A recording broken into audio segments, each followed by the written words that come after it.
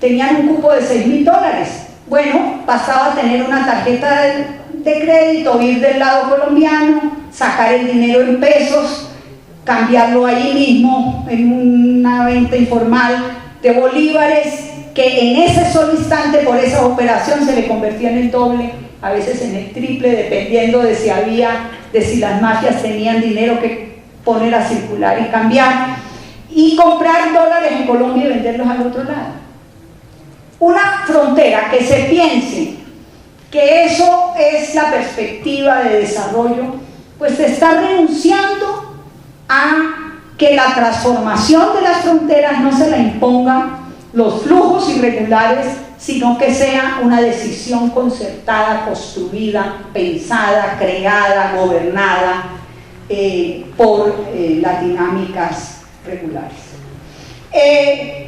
Claro, en esa zona también encontramos pues hechos interesantes. En ese mismo ámbito ha habido momentos en los que el acuerdo de las autoridades locales y el acuerdo de políticos de ambos lados y de cámaras de comercio ha permitido iniciativas que incluso han llegado a impactar las políticas nacionales. Es decir, también podemos poner contraejemplos de cómo cuando la frontera tiene capacidad de pensarse, capacidad de construir alternativas, puede tener un impacto en la construcción de políticas públicas fronterizas muy significativo. Por ejemplo, en ese mismo ámbito andino de la frontera colombo-venezolana surgieron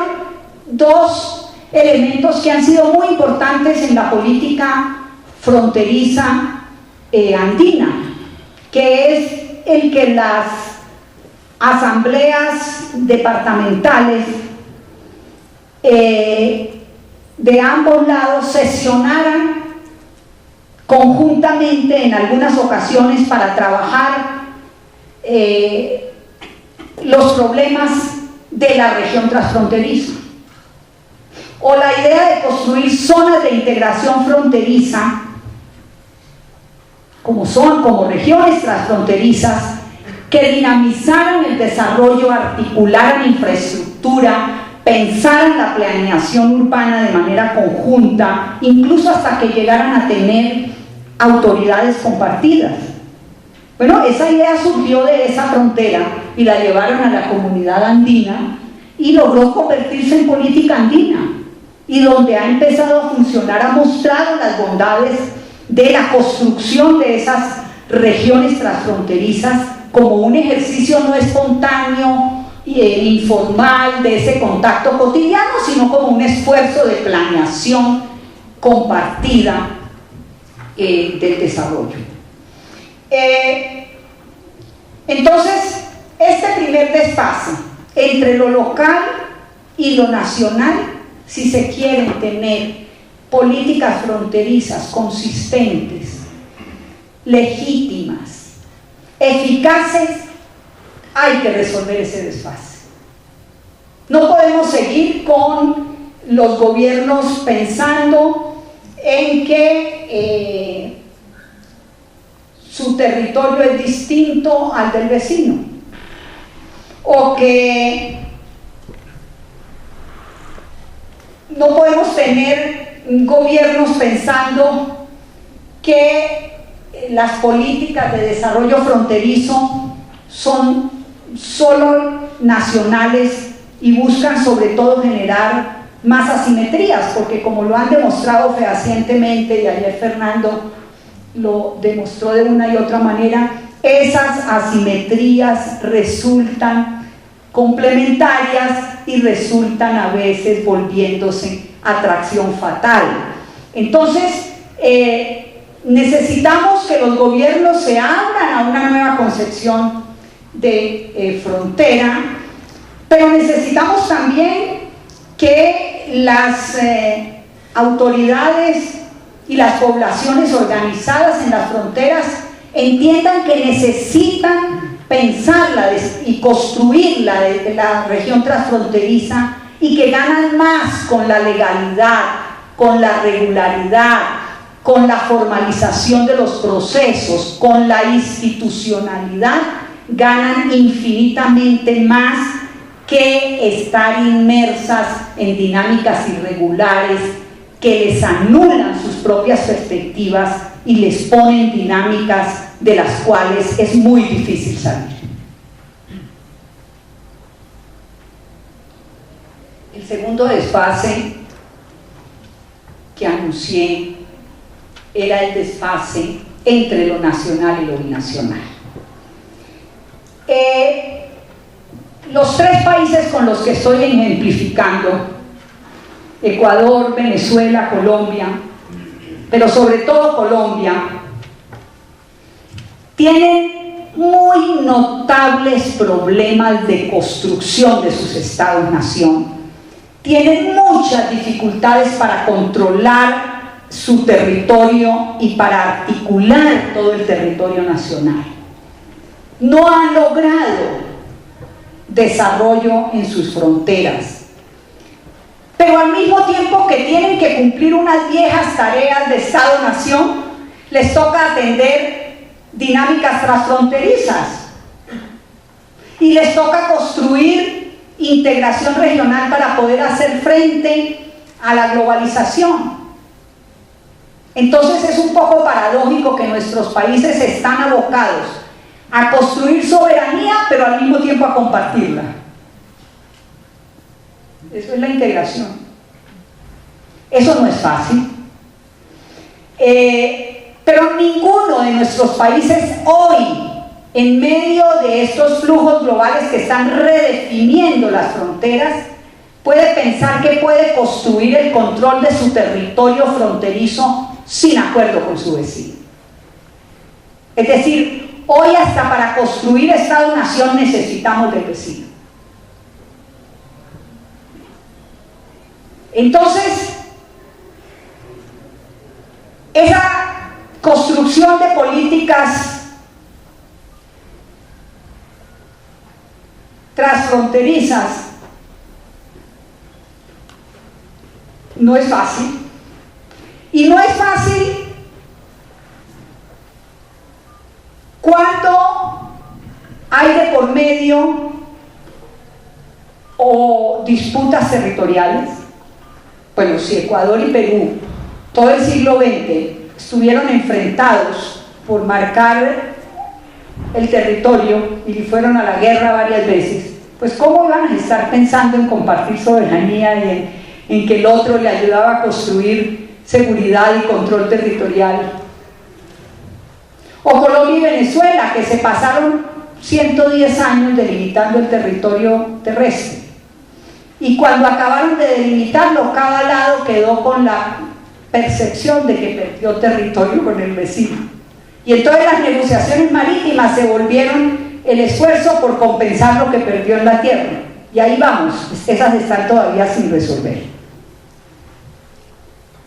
Pero construir políticas transfronterizas, porque es que a los fenómenos transfronterizos no se les puede hacer frente de manera nacional, es imposible. Es imposible hacerlo cuando hay desencuentros entre los gobiernos centrales o concepciones diametralmente distintas de modelos de desarrollo, de modelos de Estado, de modelos de integración.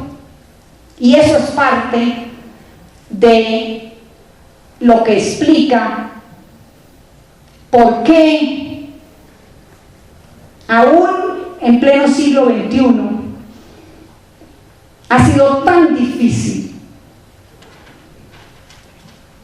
hacerle frente a ese proceso de redefinición de las fronteras que no lo están generando los gobiernos, que no lo está generando la dinámica local, sino que lo están generando flujos y dinámicas y redes ligadas a flujos irregulares globales.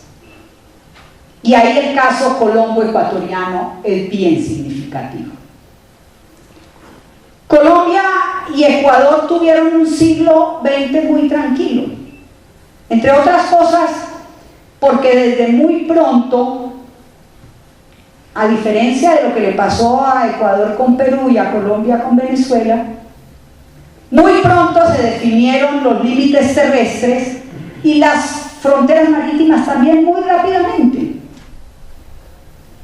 Entonces los dos países tuvieron un siglo XX muy tranquilo, bastaba con que los gobiernos hicieran proclamas de cómo nos une la geografía y la historia y la cultura, y todo como que transcurría más o menos de manera regular. Incluso Colombia y Ecuador fueron los dos primeros países que en el marco de la comunidad andina profundizaron tanto su integración binacional que levantaron sus fronteras. Uno podía venir a Quito desde Colombia en su vehículo sin ninguna dificultad y viceversa. Bueno, mientras eso ocurría en los años 90, estaba ocurriendo otro fenómeno que los gobiernos no percibieron. Y es que los éxitos peruanos derribando aviones del narcotráfico hicieron que Colombia, que hasta ese momento no era un país productor de coca, se volviera productor. Y los cultivos arrancaron en el Putumayo, frontera con Ecuador, cuando cayeron los precios en el Perú. Y detrás de la coca llegaron las guerrillas, llegó las FARC a disputar los cultivos de Rodríguez Gacha, un capo muy reconocido en las historias colombianas. Y detrás de las guerrillas llegaron los paramilitares a disputarse el negocio y las rutas. Y como la frontera tiene todos estos intersticios,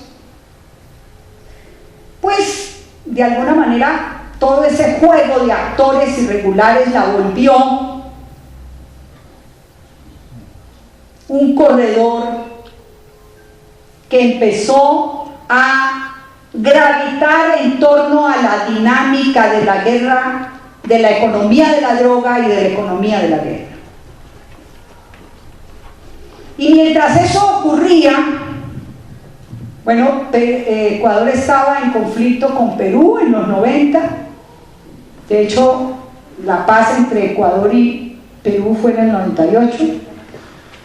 Y Colombia estaba enredada en su conflicto, que se reactivó no solo ahí en la zona fronteriza y que alcanzó un tamaño que no se lo daba una base social que apoyara ese proyecto, se lo daba una capacidad de retar a partir de la capacidad de fuego, que llegó un momento en que la guerrilla tenía conexión satelital y el ejército no.